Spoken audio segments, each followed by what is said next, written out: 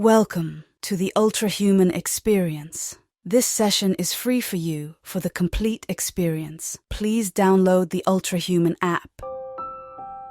Good evening. My name is Soham Roy.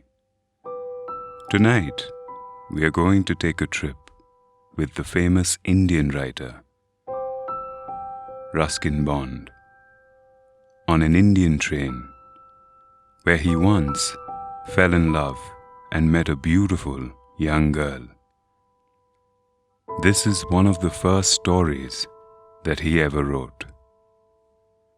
Before we begin, I invite you to close your eyes, snuggle into bed, and take a long, deep breath,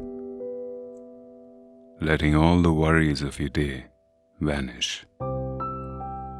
Imagine you are on a train, heading towards a quaint hillside town from which you can see the glorious beauty of the Himalayas. To reach there, however, you must first travel through the great, wide, river-washed plains of northern India, meandering through fields where the air is filled with the grassy aroma of the harvest from the fields. The years melt away, and you feel as if you are traveling back in time. It is a lighter time, a more innocent and relaxed time.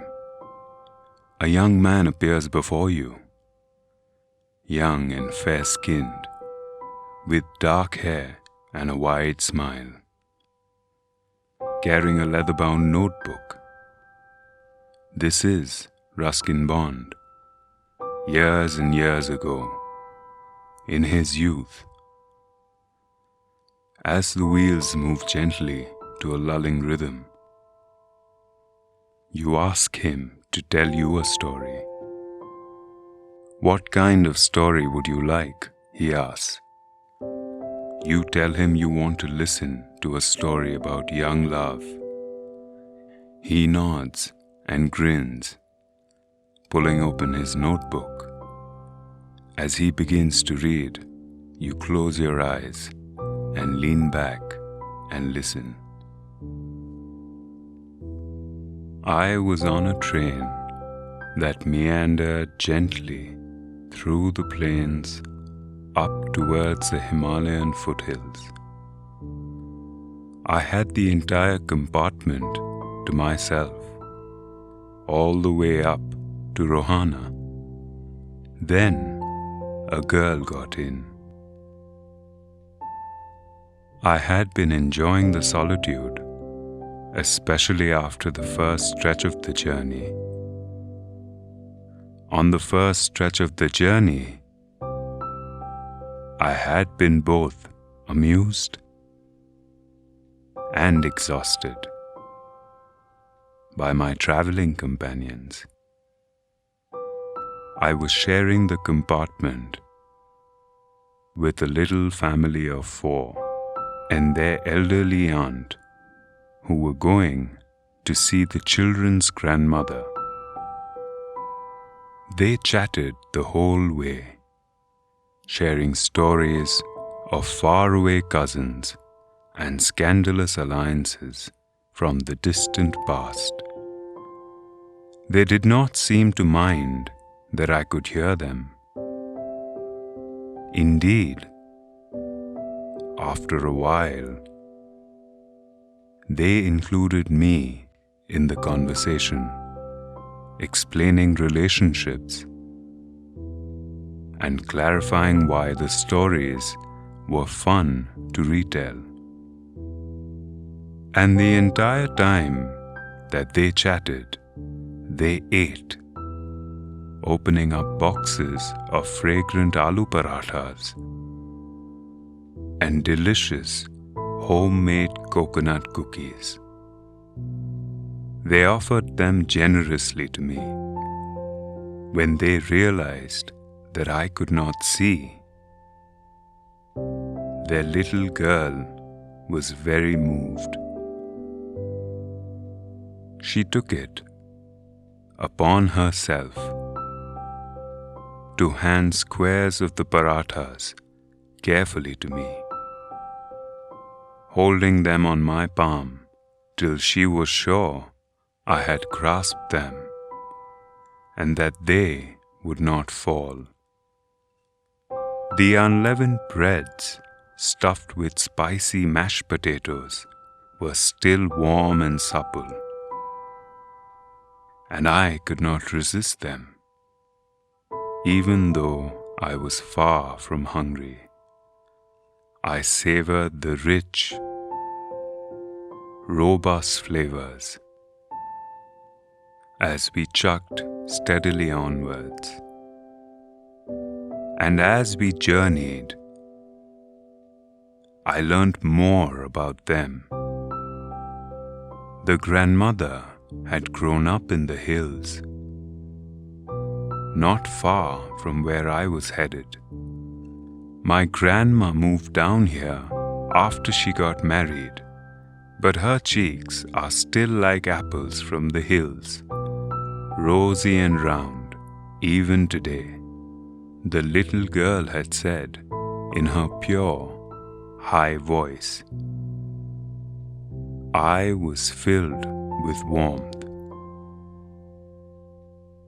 But then the older ones had wanted to know all about me. The children were occupied playing a card game by then, and the parents were too polite to probe too much. But nothing held the elderly aunt back. Was I married or single? Did I own a house? Why was I on the train? Who did my cooking? And finally, long descriptions of their lovely niece of marriageable age. I was amused and a little flattered that despite my blindness, I was a possible proposition. Though the persistent questions were kind enough, they were endless and began to get deeply annoying. As for the unsubtle hints about the niece, I knew she was not the solution to my loneliness. I therefore had no interest in her whatsoever. Indeed, the hints of her allure only served to make me feel more alone. I pretended to doze off. It was the one thing I could do to avoid the chatter, and lay back on my seat, listening to the rhythmic movement of the wheels on the tracks. When the family eventually got off, descending with their many bags and high excitement, we said warm goodbyes, exchanged good wishes, and expressed a desire to meet again. But I was never more happy than when I was finally alone in the compartment again. With the window open, I could smell the change in the air. When we moved through the countryside and then passed into areas that were inhabited, in the fields, the air smelled clean and was filled with the grassy aroma of the harvest that wafted in, carrying with it the sharp smell of small, low-growing plants over the earthy muskiness of the fields. As we entered the hamlets, the smell of cooking fires and frying onions rose up into the compartment. And the towns, well, they brought in the exhaust fumes of scooters struggling through the busy roads, and with them also the sharp noises of straining engines and film music and loud voices in conversation. But those noises, loud though they were still distant and didn't bother me.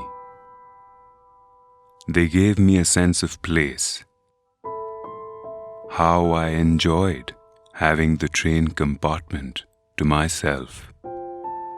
I was content in my solitude, or so I thought.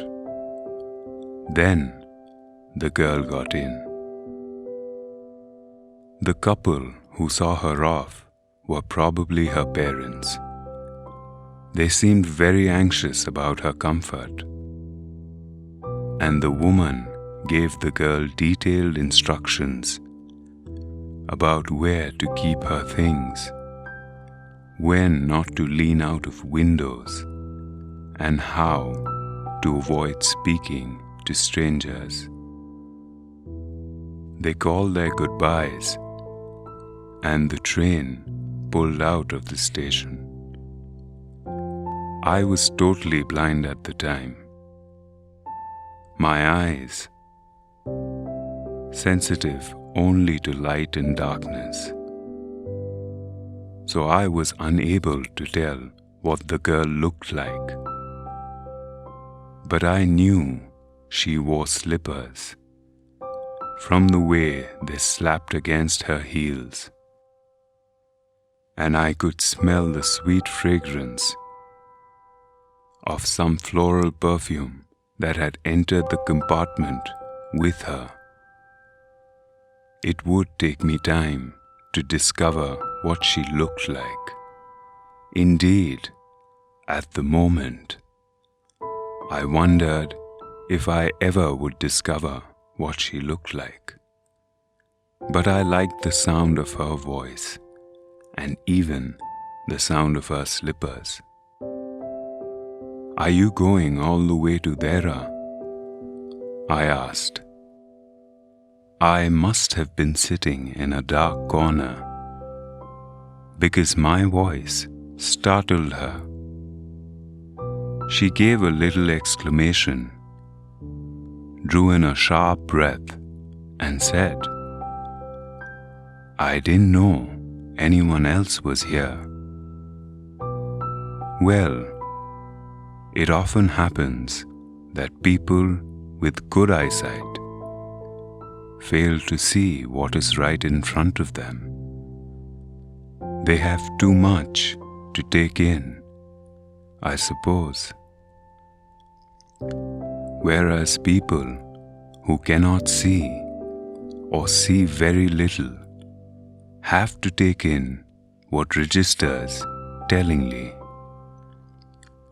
On their remaining senses of feel and taste and smell and sound, and in my case, of these senses, the latter two, namely smell and sound, were very alert to her presence. "I didn't see you either," I said, "but I heard you come in." I wondered if I would be able to prevent her from discovering that I was blind. Why did I want that? I asked myself, even as I thought of ways to hide my loss of sight from her. I wanted to impress her. I realized I wanted to impress her just based on the way she sounded. And to an extent, on the way she smelled. "I can do it," I told myself. provided I keep to my seat. It shouldn't be too difficult." The girl said, "I'm getting down at Saharanpur." I was surprised at how sad I felt at the idea of her leaving. But only for a few minutes, she added. I was overcome with a sense of happiness and hope when she said that. My aunt is coming to meet me at Saharanpur and say hello. And then I will get back on again and continue onwards into the hills. Not another aunt, I thought to myself, remembering the one who had traveled with me on the first stretch of the journey. To the girl, I responded, then I had better not get too familiar. Aunts are usually formidable creatures. She laughed. Where are you traveling to? She asked. To Dehra and then to Mussoorie. Oh, how lucky you are.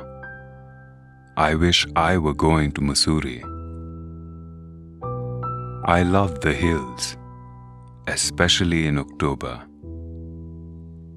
Yes, this is the best time to be there, I said, calling on my memories. The hills are covered with wild dahlias. The sun is delicious, and at night you can sit in front of a log fire to hold off the chill in the air and drink a little wine. Most of the tourists have gone, and the roads are quiet and almost deserted. Yes, October is the best time.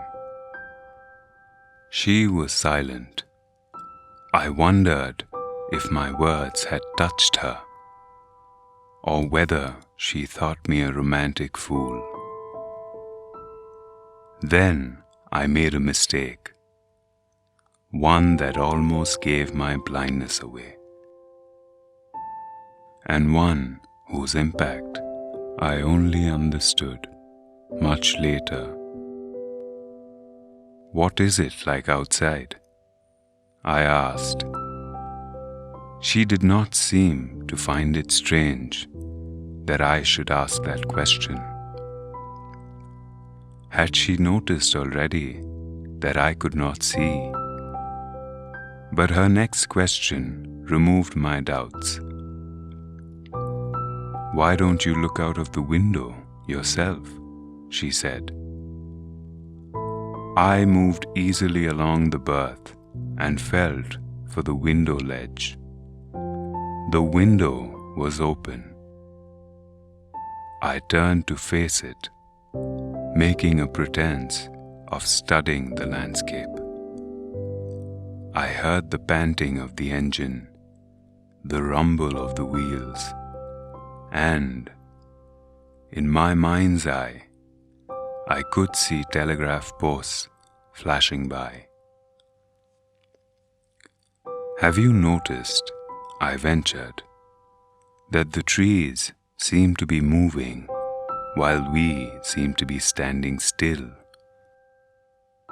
I was pleased with my cleverness, hopeful that she would think I was describing something I was seeing, not something I recalled from a time when the world was a picturescape that I took for granted. That always happens, she said. Do you see any animals?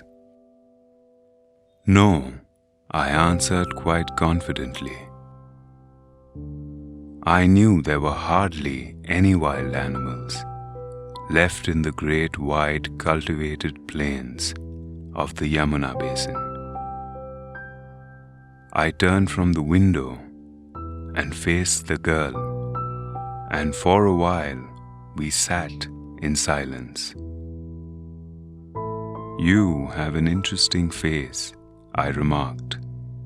I was becoming quite daring, but it was a safe remark.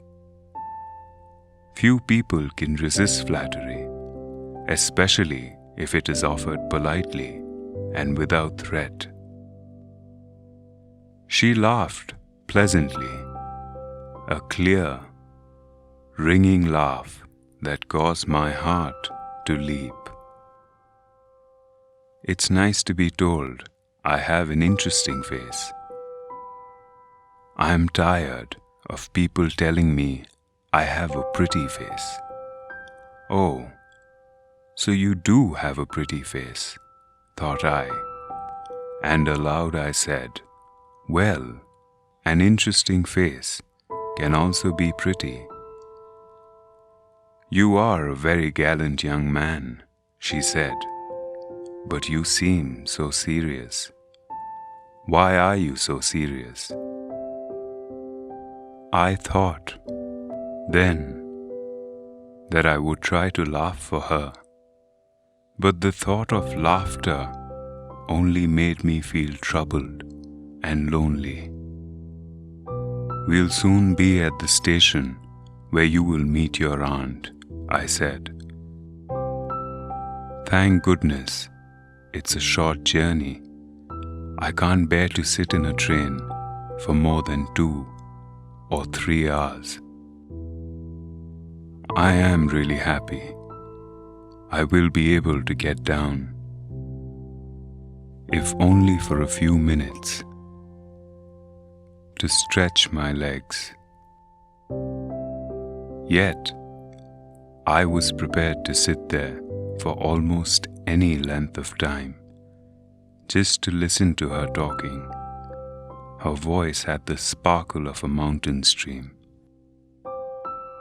As soon as she left the train, she would forget our brief encounter, I thought, but I knew it would stay with me for the rest of the journey and for a long time after. The engine's whistle shrieked. The carriage wheels changed their sound and rhythm. The girl got up and began to collect some things. I could hear the rustle of paper bags and cloth carriers. "Gifts for my aunt," she said, her voice revealing her pleasure at the forthcoming encounter. Would that voice ever express that pleasure for me? The train drew slowly into the station. Outside, there was the shouting of porters and vendors, and a female voice near the carriage door, pitched higher than the gruffer sound of the others. That voice probably belonged to the girl's aunt, I thought. "See you in a short while," the girl said. "Please make sure nobody takes my seat." She was standing very close to me as she spoke, so close that her perfume from her hair was tantalizing. I wanted to raise my hand and touch her hair, but she moved away. Only the scent of perfume still lingered where she had stood. I felt bereft as I heard the slap of her slippers fade into the center of the sound and activity outside. I was overcome with the desire to know how she wore her hair. Did she wear it in a bun? Or was it plaited? Perhaps it was hanging loose over her shoulders. Or was it cut very short? There was some confusion in the doorway. A man getting into the compartment, stammered an apology. Then the door banged, and the world was shut out again. I returned to my berth, waiting for her to come back. The man started to arrange his baggage. "Do you mind keeping the seat free for the lady? She will return." "Oh, no problem," the man responded graciously. "I can sit on the other side." He started to gather his things together. "You must be relieved she is returning," he said. "I'm not nearly as attractive a traveling companion as your friend." "She isn't a friend," I said, adding a hopeful "yet" in my head to the sentence. Not a friend yet. I liked the sound of that. It suggested that at some point we would be friends. To the man I said, "She isn't a friend. She is a fellow traveler. Although she is an interesting girl. Can you tell me, did she keep her hair long or short?" "I don't remember," he said, sounding puzzled. It was her eyes I noticed, not her hair. She had beautiful eyes, but they were of no use to her. She was completely blind. Didn't you notice? Without sight? I could not believe it. What a fool I had been, asking her what it was like outside. The world she sensed was the world I sensed. Not a world of color, but a world of texture and touch and sound and smell. The feeling of hope that had dared to enter my being began to surge through me, suffusing me with warmth. The guard blew his whistle, and the door to the compartment opened. I could hear the last-minute excitement that overcomes a station at the moment of departure. The vendors raising their voices, hoping for a final sale. The sound of running feet as a latecomer sprints down the platform. The goodbyes between aunt and niece. I listened and I heard it all. But all those sounds, each telling a story, receded as I focused my hearing on the sound of slippers slapping against heels, slap after soft slap. Then the smell of a floral perfume approached and filled my senses. A few seconds later, it was her voice. "Hello again," she said. She was standing very close to me as she spoke. So close that her perfume was tantalizing. I wanted to raise my hand and touch her. The train lurched as it prepared to take off.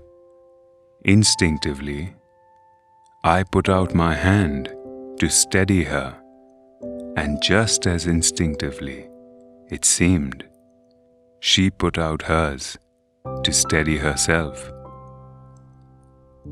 Our hands met.